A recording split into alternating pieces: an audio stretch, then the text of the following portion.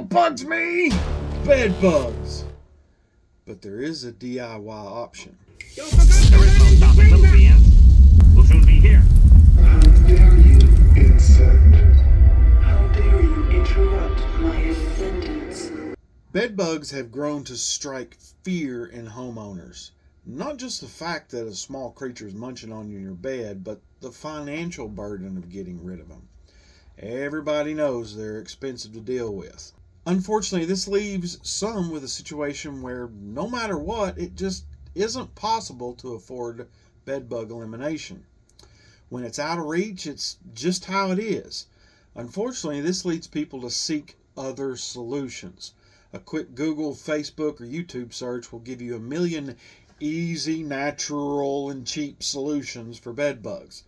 There are so many easy ways to get rid of bed bugs that I guess I should just close my business and beg for change on the streets. Whatever. As you can imagine, 99% of these solutions are just lies. Just a ruse to get you to click and share. The same happens with medical, political, and just about every other subject you can think of. It's not about providing information. It's just the clickbait demon earning another dollar off desperation.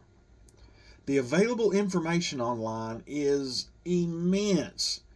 Too bad you have to spend 2/3 of your research time weeding out all the stupidity. I'm here today to prevent that waste of time. So when I tell people the best way to get rid of bed bugs is to call a pro, I get scoffed at and told, well, you're just trying to sell pest control. Well, yeah, but Karen, you failed to consider that I'm in Tennessee and you're asking for advice from like Montana.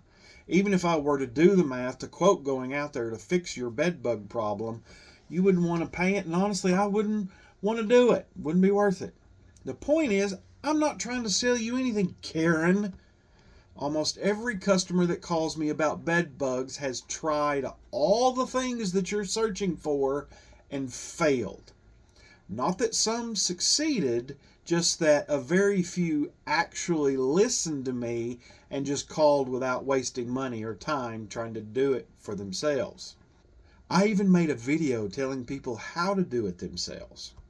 Now, why in the hell would I tell people how to do something and potentially lose business because they don't need me anymore?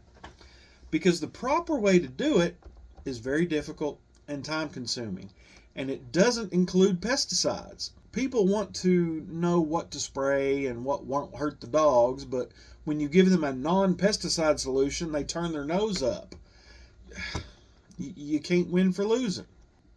Let me be extremely clear. Calling a pro is the absolute best option for any bed bug situation. The proper DIY method, even when done 100% correct, will not be appropriate for every bed bug situation. If you have them in every nook and cranny, or you're a hoarder, or you have an invalid in the house, this probably isn't going to work. You're going to need some help. I saw a post where someone did get elimination of their own volition. Out of thousands of people, someone finally listened. I count that as a win. She didn't do everything correctly, but she got the most right of anyone I've seen in 25 years. What was her secret weapon? It wasn't heat. It wasn't steam or some magical unicorn chemical. It was a vacuum and persistence. Honestly, the key was her unflinching determination to win, and it made all the difference. Here's what she had to say. Said, I discovered bed bugs in May of 2020. I'm going to edit some of this just because it's none of y'all's business. The world was shut down for COVID. My husband was an essential worker, so it was just me and then my son. She said she lives in a 3-bedroom home, and they were all throughout all 3 bedrooms and the living room for roughly 7 to 9 months before I discovered the first bed bug. It wasn't until a year and a half later that I found out where they came from. I did order Crossfire and some Exa. While waiting for them to come, I began the preparation process. I went way overboard with the thoroughness. I started in the room that we found the most evidence, which was my son's room. Went through his room. I went through his room. We threw away a lot of stuff. We threw it out his window, including his bed. We did not want to drag things to the house, through the house, and potentially drop eggs or bugs along the way. We wanted to get rid of the bed anyway. It was old and broken. So, for starters, she made the same first mistake that everyone makes. They focus on what I can buy to kill it. Sometimes pros make this same mistake too. It's less about the pesticides and more about the method and biological knowledge. It's asking the wrong question. So she says she went way overboard with my thoroughness. No, man, that's actually what saved you. That was the key. Unless you're a hoarder or you're already planning to get rid of something, then throwing stuff away will not fix the problem. Everyone tries it and everyone fails. Everyone. If you throw your bed away because it has bed bugs in it, then you spend $1,000 to $2,000 to replace it. They'll just reinfest that one too. You have to sleep somewhere. So if you just can't stand it and have to chuck the bed, replace it with a cheap inflatable mattress until this mess is fixed. Then when it's over, you can get whatever mattress you want and be bed bug free. Throwing things out the window was smart. Dragging bed bugs all the way through the house could spread them throughout the house. Bad juju. She goes on. I went from one end of my home to the other with a vacuum cleaner, throwing away things we didn't need or want anymore. Anything that could withstand a high heat cycle in the dryer went in for 30-45 minutes and then into a clean garbage bag afterward. It's not the washing machine that kills them, it's the heat from the dryer. You are correct.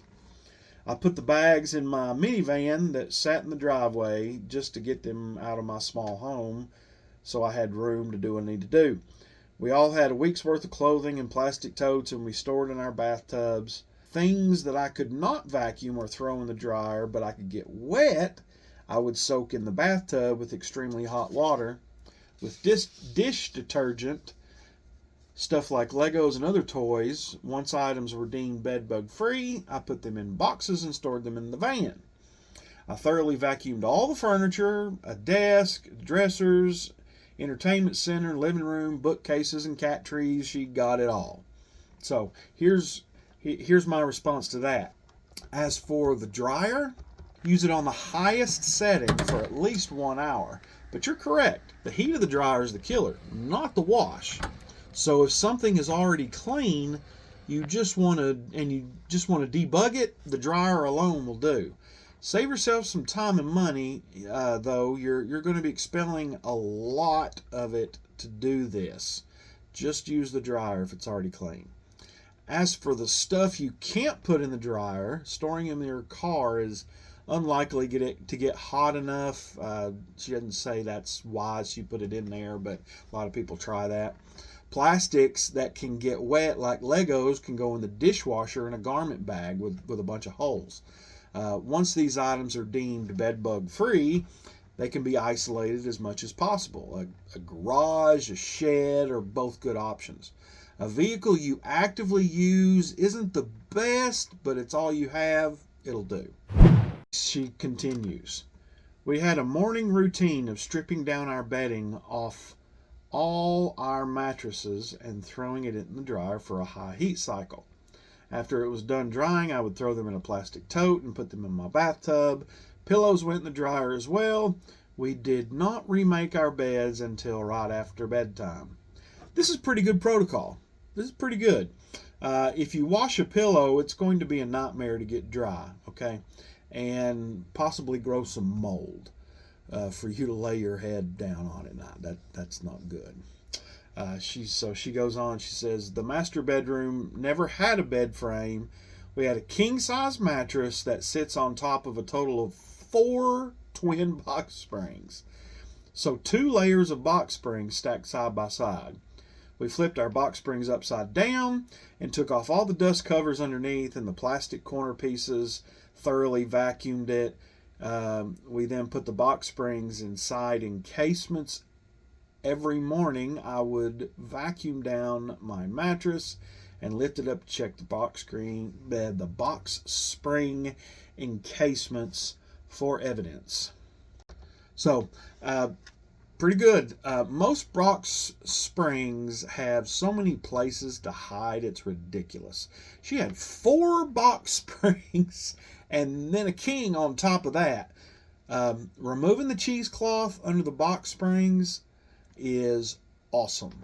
And the plastic corner protectors, very good move to gain access to vacuum those areas. We often find them hiding there. As for the encasements, in this specific situation, you could go either way. I opt to not use encasements till after elimination because they're prone to getting ripped. And if you do all the work to remove every single bed bug, but you have trapped live ones inside an encasement, it's just a time bomb waiting to go off.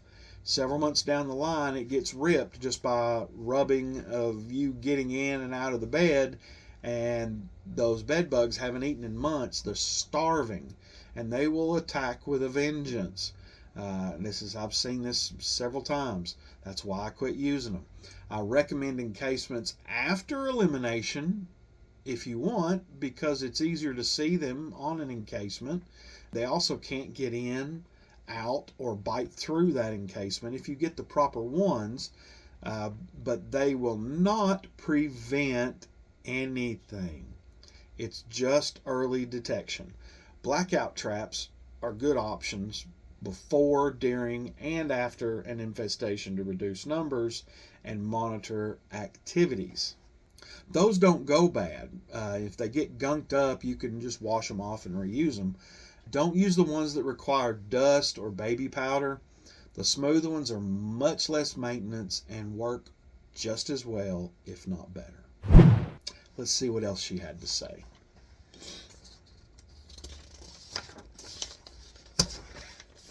So in the living room, I went through every item I owned, vacuuming and packing up into boxes or storage totes and taking them out to the van. Our couches were flipped upside down, and we took off the dust covers again to access the inside so we could thoroughly vacuum them. Good job. We checked and vacuumed every seam, crack, crevice, fold, screw hole, nail hole. We had several live bugs and eggs in our couch, love seat, and recliner. We did not get rid of any of our living room furniture because we were successful at saving them. Yeah, if you don't have to get rid of your furniture, why would you? Okay, so if you're going to vacuum bed bugs, you must be diligent. I can't stress this enough. I can't scream it from the mountaintop enough. You must be insanely thorough and meticulous. Unfortunately, even then, there are areas of furniture you just flat can't access, especially in couches and easy chairs. Sometimes it will require you to dismantle parts of them just to get in there. Flip everything and think three-dimensional. Not just where you can see. Bed bugs are flat and pretty skinny, especially if they haven't eaten recently and can fit in some places you can barely get a knife blade in. To make matters worse, the eggs are stuck to surfaces, so using something to scrape them off into the vacuum will help. Be careful you don't shoot them across the room when you're doing that. You can also use a piece of tape to pull the bed bugs and eggs off of the surface. Whatever you use, don't throw them away in the kitchen trash. Double bag them. Double bag the tape or the vacuum contents, whatever you use to get those out of the house. An old Ziploc bag works great to contain them. Now, what do you think is going to happen if you contain a bunch of male and female bed bugs in a small space? A bed bug's going to do what a bed bug's going to do. So you want to get that junk out of the house. She continues. Over these 12 days, I vacuumed every room every day. It was not necessary, and my husband told me I was crazy, but if I didn't do it, it would make me even crazier. Ma'am, you're not crazy. You did the right thing. Let your heebie-jeebies and your freak flag fly. Say that 3 times fast. Freak flag fly. That is what it's going to take. It's going to take that diligence to get this done. So she says, at the end of May was the day we planned on treating with Crossfire. So the day before, we started removing all the furniture we could from our home to put it outside on a tarp to treat with the Crossfire. I have a severe lung disease and I was afraid of the chemical, so the more that could be done outside I felt was safer for me. I started in my son's room, thoroughly vacuuming all the furniture again. I would then hand the furniture out the window to my husband. As I was vacuuming my son's nightstand, I turned it upside down and found a bunch of eggs in a screw hole. They love screw holes. It's a nice little place for them to hide. She found the eggs inside a screw hole and a female bed bug in a crevice nearby that I missed beforehand. Even being diligent, she missed it. At this point, we threw it into a garbage bag and hauled it off to the trash, which I regretted because I could have been saved, but she just wanted it gone. So that was an absolute last time I ever saw any evidence whatsoever of bed bugs. And that was the day before we treated with Crossfire. We went ahead and treated with the Crossfire 2 weeks apart, and the third one we did with Temperate. Now, let's talk. Many people are nervous about the effects of pesticides on their health. I'm no doctor, but in my research and 25 years of experience, this has never been an issue, as long as the product was used properly. You want to know what the biggest error people make when using pesticides is? So the label says to use 1 ounce per gallon, and that worked okay. So you use 2 or 3 ounces per gallon. That should get them real good, right? No, that is not how pesticides work. More is not better. The label is there for a reason. In fact, if you mix it too thick, it could have the opposite effect and make it worse, on top of potentially hurting you and staining or damaging whatever you sprayed it on with inconsiderate abandon.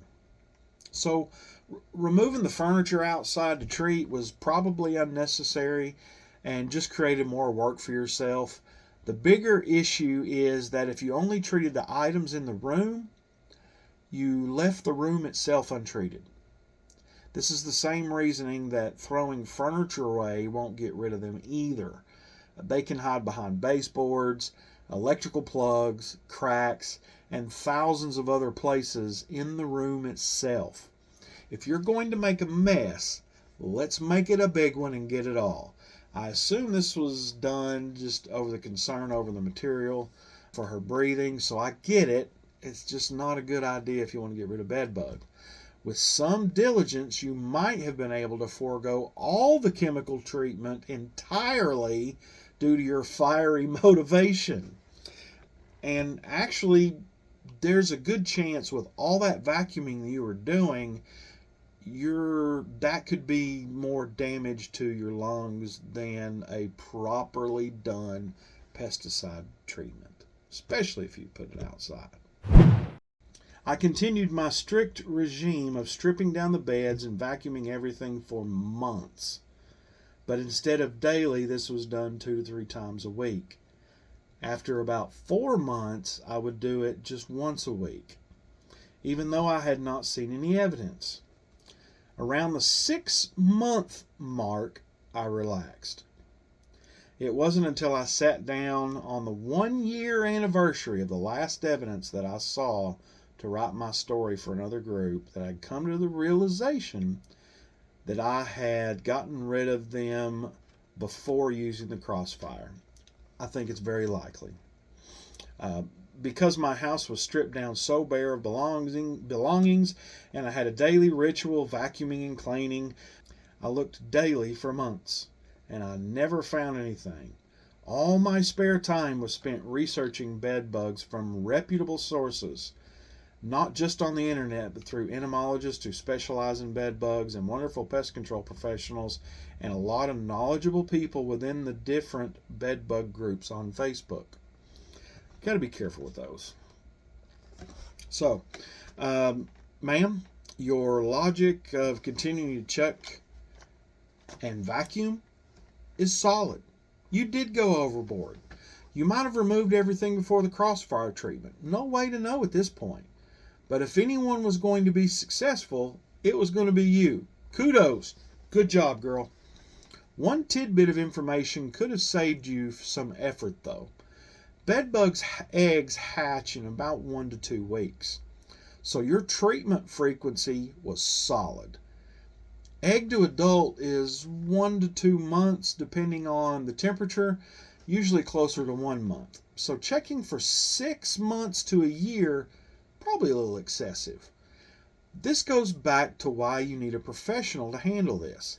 Entomological knowledge is infinitely more valuable than any product used for elimination.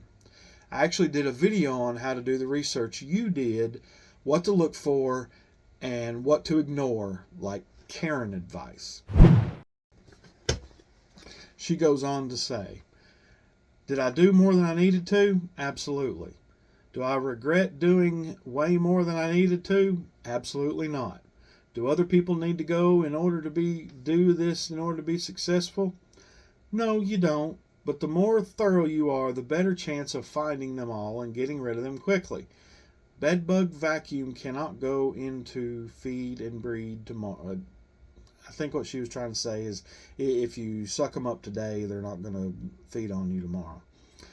In order to be successful, you need to educate yourself and be careful of the advice you take off of random Facebook groups. Absolutely. There's a lot of dangerous and ineffective advice out there that people swear by. Shortcuts make your problems worse. Amen. A wise man once told me, in order to beat them, you must learn about them, and that's exactly what I did. Sun Tzu said that. She says, I've been bedbug free for 4.5 years. And I dedicate my free time every day and night to people all around the world to help them get rid of their problem safely and effectively.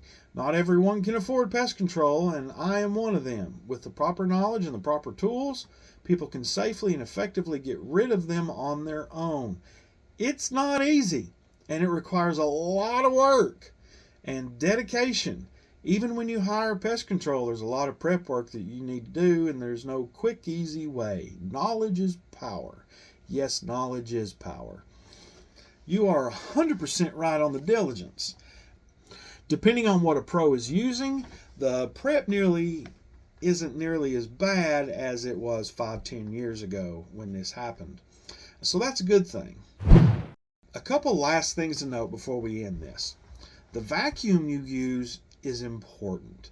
You can use a shop vac if you put a little bit of water and a couple drops of liquid soap in it. And no, it doesn't matter what color the Dawn is. It makes no difference, Karen. If you're using a regular vacuum, it is best to use a canister vacuum because you will be emptying that thing a lot. Bags will get expensive, and a canister you can wash out. But whether you're using a normal vacuum or a shop vac, using a HEPA filter will be much safer. If it sucks air in, it has to spit it out somewhere. And without a filter, you're blowing all those small particles into the air for you to breathe in. And you said you had a lung issue, right?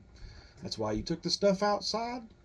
I would be more concerned about all that vacuuming than the product. Even if there isn't anything nasty in it, you still don't want to breathe it in. If you don't have a HEPA filter or they don't make one for your vacuum, an old pair of pantyhose double or tripled over the outlet will catch most of that. Not all, but it's better than nothing. And don't forget to change your air filter in the house more often, as it will be catching more of that mess too. You don't want to fix one problem and cause another. So, in closing, I just want to express again how proud I am of this random stranger on the internet who I've never met and don't know for kicking this bedbug problem in the butt. Outstanding job. And thank you for allowing me to use your story. I hope it helps someone. I'm not worried about someone using this to get rid of their bed bugs and me losing money, because 99% of people are either too lazy or just flat don't have the time or resources to go through all that this lady had to do. What bugs me? Bed bugs. There is a DIY solution though. You're killing me, Smalls. So, I stand upon my desk to remind myself that we must constantly look at things in a different way.